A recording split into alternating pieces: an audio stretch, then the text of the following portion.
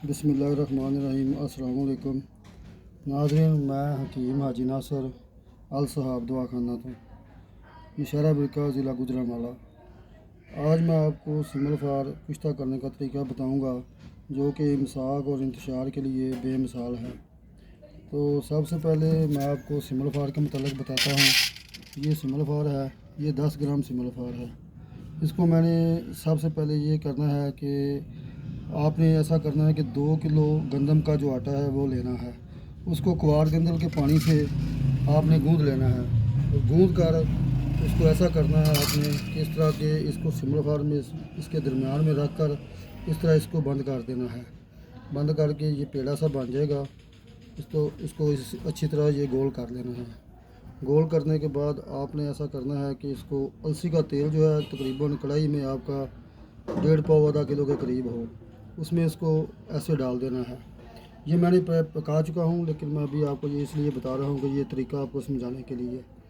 तो आपने इसको ऐसे अलसी के तेल में, उबलते हुए तेल में डाल देना है। तो जब ये अंदर बाहर से आटा जल जाए, काला हो जाए, तो फिर इसको इस पेड़े को तेल से निकाल लेना है। निकाल कर इसको फिर आपने ये करना है कि इसको ये नया आटा लेना है। नया आटा लेकर इसी तरीका से आपने फिर इसको दोबारा बंद करना है और फिर अलसी के तेल में इसको फ्राई करना है। ये तकरीबन आपको 35 से 40 बार ऐसा करना पड़ेगा, यानी कि 35-40 अमल आपने इसको अलसी के तेल में पकाना है। जब ये पक जाए तो फिर ये इस शक्ल का निकलेगा। ये मैं तकरीबन इसको 35 मरतबा पका चुका हूँ। तो आगे इसका ये तरीका है कि आप जब ये ऐसा इसकी शक्ल ये हो जाए, ये पक जाए, तो फिर आपने ये करना है कि आपने मीठा सोडा लेना है। मीठा सोडा ये मेरे पास पड़ा है। मीठा सोडा आपने 100 ग्राम, 150 ग्राम, 50 ग्राम जितना मर्ज़ी ले ले। होना ये चाहिए कि ये आपका जो है सिमल फार, ये इसमें मुकम्मल का मुकम्मल जो है ना सिमल फार आपका उसमें यानी छुप जाए इस तरीक़ा से। ये भी मेरे पास थोड़ा है, अभी मैं और लाऊंगा, लेकिन मैं अभी आपको तरीका समझाने के लिए अभी मेरे पास थोड़ा है तो मैं और लेने जा रहा हूँ। इस तरह इसको रख लेना है इस प्याली में। तो इस तरह इसको अच्छी तरह बंद करके ये एक प्याली आपकी भर जाएगी इस मीठा सोडा से। जब ये प्याली आपकी भर जाए तो इसको बिल्कुल धीमी आंच पे तकरीबन 3 से 4 घंटे पकाना है। जब ये पक जाएगा तो फिर ये कुछ कदरे जो है ना ये फूला हुआ निकलेगा। ये फूला हुआ निकलेगा तो फिर आपने इसको ऐसा करना है कि इसको तकरीबन 3-4 घंटे मज़ीद जो है खरल कर लेना है। जब आप इसको खरल करेंगे तो ये आपका बिल्कुल लतीफ़ सा कुश्ता बन जाएगा, जो कि इंतशार और इमसाक में बेमिसाल है।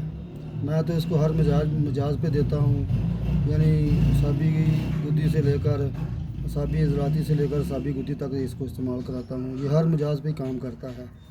तो इसकी बस खुराक आपने एक चावल खुराक देनी है दूध घी के साथ, और तकरीबन 3-4 दिन के वक्फे के बाद देनी है, और 7 खुराक से ज़्यादा नहीं देनी। ये मुस्तकिल तौर पे हर मरीज़ को इंशाल्लाह अल्लाह के फजल से बिल्कुल बेहतरीन कर देगा, यानी इसका 100% रिज़ल्ट आता है। मुमसक तो आप इसकी भी मिसाल ऐसे ले लें कि इससे बेहतर जो है मुमसक जो है ना मैंने आज तक कभी नहीं देखा। तो पकाने का तरीका आपको बता दिया, आप इसको बनाएं, लेकिन माजरत के साथ ये हुक्मा हज़रात जो हैं वो बनाएं। आम आदमी इसको मत बनाएं, क्योंकि ये पॉइज़न है, और पॉइज़न चीज़ें जो है वो आम आदमी के आम इंसान के यानी बस की बात नहीं होती। ये आप जो हकीम लोग हैं वो ही बनाएं। ये देखें, ये तकरीबन अंदर से थोड़ा सा ये फूला हुआ ही है। ये मैंने अलसी के तेल में जो पकाया है। अभी इसको मैं जब मीठा सोडा में पकाऊंगा तो ये मज़ीद जो है ये फूल जाएगा। फूलने के बाद ये फिर अपना इसको जो है तकरीबन 3 से 4 घंटे जो है ना आपने इसको खरल करना है। खरल करने के बाद इसको इस्तेमाल करें।